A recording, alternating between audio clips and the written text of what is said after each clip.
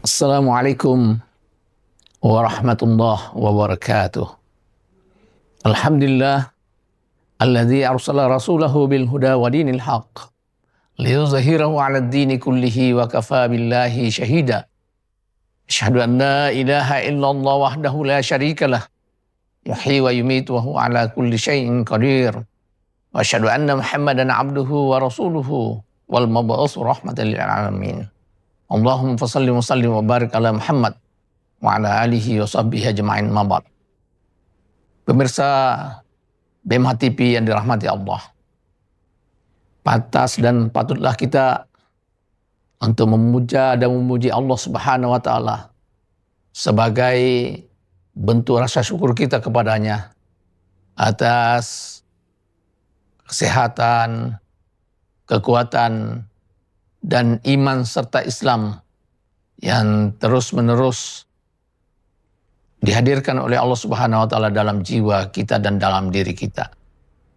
Semoga dengan rasa syukur itu Allah Subhanahu wa taala akan menambahkan kebaikan-kebaikan bagi kita.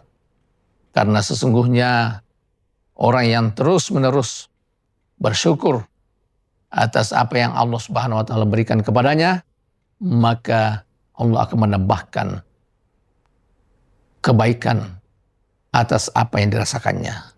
Begitu juga tentunya sebaliknya.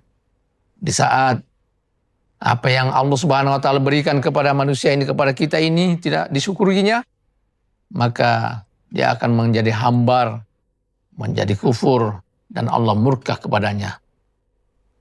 Hadirin pemirsa BMH TV yang dirahmati Allah. Dalam kehidupan kita, tentu kita ingin agar apa yang ada dalam diri kita ini bisa juga dirasakan oleh orang lain. Apa yang kita miliki, kita juga bisa berbagi dengan orang lain. Sebab itulah sesungguhnya orang yang dimaksud oleh Allah Subhanahu wa taala sebagai orang yang terbaik.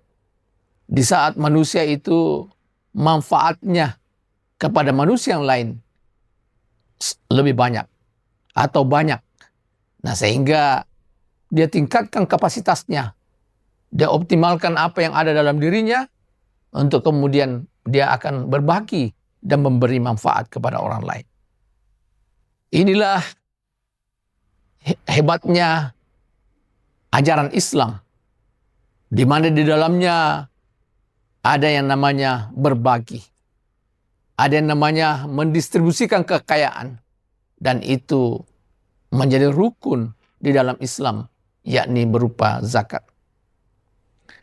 Jika zakat ini tidak berjalan dengan baik, maka distribusi kekayaan ini tidak akan berjalan.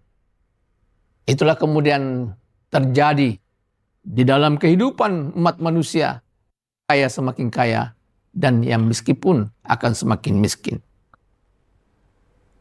Oleh karena itu, sebuah rukun yang didesain, yang dijalankan dengan baik, sebuah perintah Allah Subhanahu wa taala yang dimanage dengan baik, yang dihadirkan dengan baik, dilaksanakan dengan baik, maka dia akan menjadi sempurnalah pelaksanaan daripada syariat Allah Subhanahu wa taala itu berupa zakat.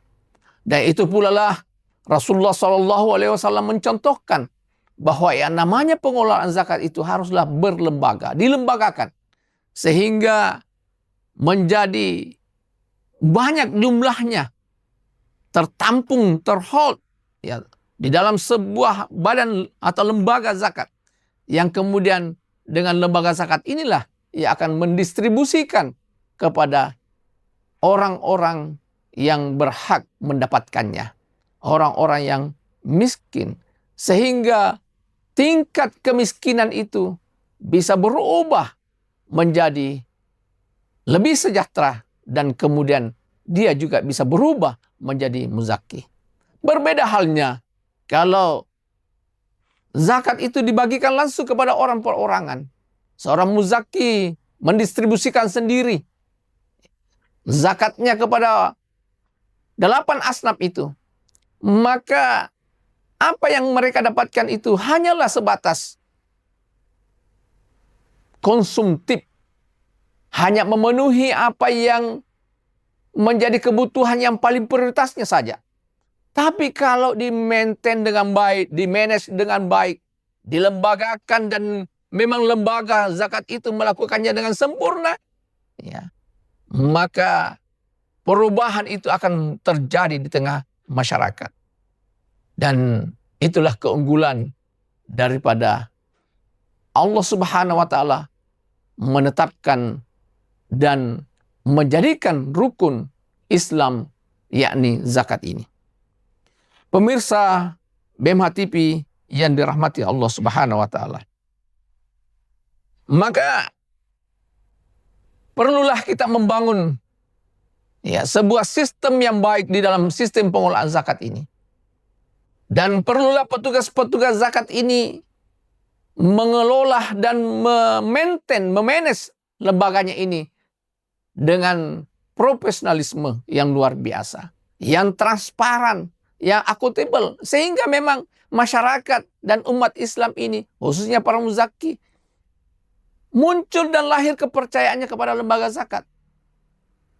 Dan tentulah lembaga zakat yang menjalankan tugasnya dengan baik ini, yang menjalankan secara profesional, yang menjalankan secara transparan, yang menjalankan secara terbuka keuangannya, maka dia akan bisa melakukan edukasi, pemberdayaan di tengah umat.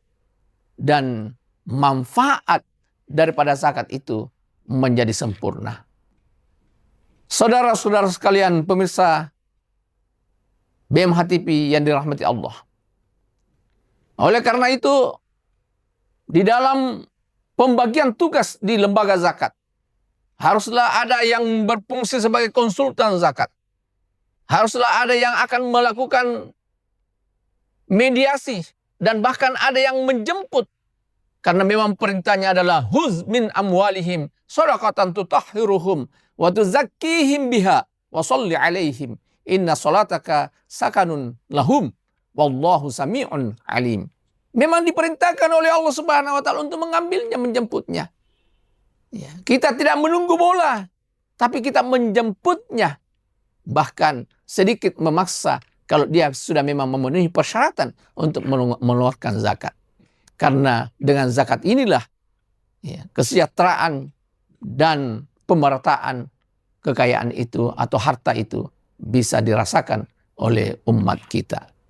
Demikian, semoga Allah Subhanahu wa taala selalu membimbing kita di dalam menjalankan amanah-amanah dan tugas-tugas yang diberikan oleh Allah Subhanahu wa taala kepada kita, khususnya dalam rangka menjalankan dan menunaikan zakat. Billahi taufiq wal hidayah. Assalamualaikum warahmatullahi wabarakatuh.